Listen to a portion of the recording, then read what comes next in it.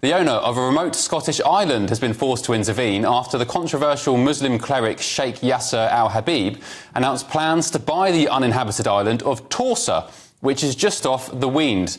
And he's going to turn it into his own Islamic State. The Kuwaiti activist wants to practice Sharia law on the island and build a school and a hospital and a mosque. His appeals to his followers have already raised more than £3 million towards the cost of buying the land.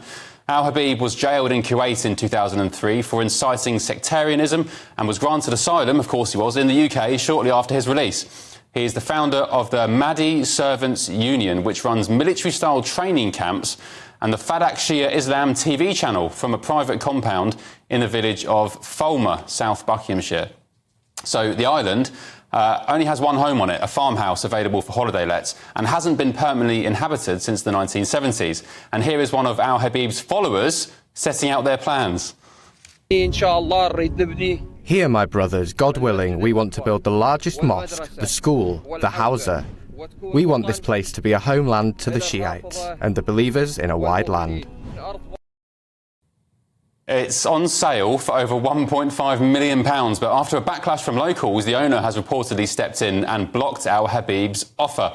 I'm joined now by the independent councillor for Kintyre and the Islands, Alastair Rodman. Good evening, Alastair. Thanks for joining us. Look, I'm laughing all the way through this, and I've been laughing all day when I read the story because it just seems so utterly bizarre. But this is happening, isn't it? Or at least he's trying to make it happen. Yes, thankfully it's not going to take place. The owner has rightfully put a stop to this and made the correct decision. But when I first saw this article and my constituents and people further afield made me aware of it, I thought it was satirical. I didn't think it was real.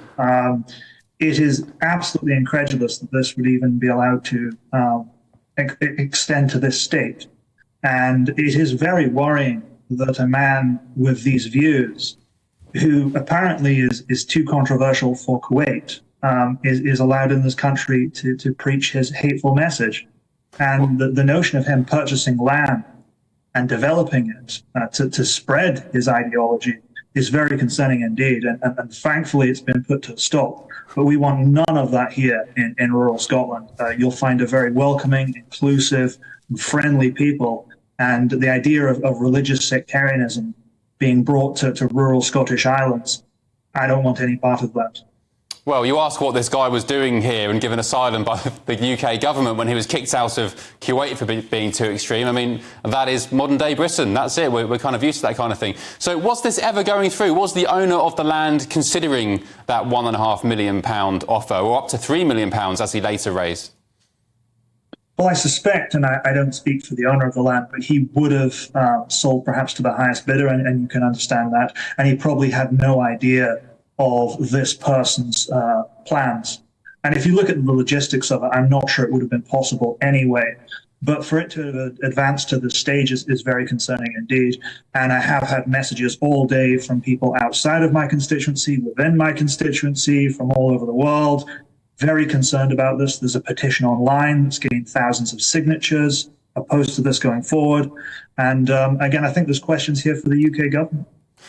Give me a description of the islands, the geography up there. Are there many small islands like this? He's been obviously denied on this occasion, but could he turn his attentions elsewhere? There are many uninhabited islands. Some of them are community-owned. Some of them are owned by individual landowners, numerous crofts, numerous farms, so on and so forth. So it would perhaps be very difficult. But it's not just the purchasing of the island. It's the infrastructure of getting there, getting people there, building anything there. I actually think he hadn't thought through this plan, and it was something of a fantasy idea. I think his ambitions and his ability are not matched, thankfully. Well, he raised £3 million. Doesn't sound like he was just having, a bit of fun and playing around. Absolutely. And I'm very, very grateful you've highlighted that, because how was he allowed to raise this much money? Again, there are restrictions in place for certain people when it comes to access to banking.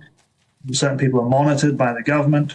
Why this individual was able to raise £3 million for this insane sectarian idea is beyond me.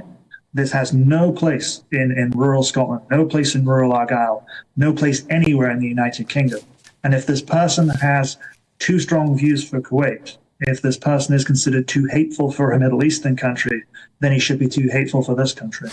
Yep, indeed. But unfortunately, these types of people get that free housing, they get access to NHS, they get free dental care and so on and so on. For some reason, seem to welcome them with open arms. It happened to the guy who was Hamas's terror chief on the West Bank. He now lives in North London, in Barnet. He bought his council house about 10 years ago. So there we go. Modern-day Great Britain. Listen, thank you so much, Alastair, for joining us. Appreciate it. And I'm glad to know that his bid has been foiled. Thank you very much. Right, a Home Office spokesperson said extremism has no place in our society. We work closely with law enforcement, local communities and our international partners to tackle groups and individuals who sow division and hatred.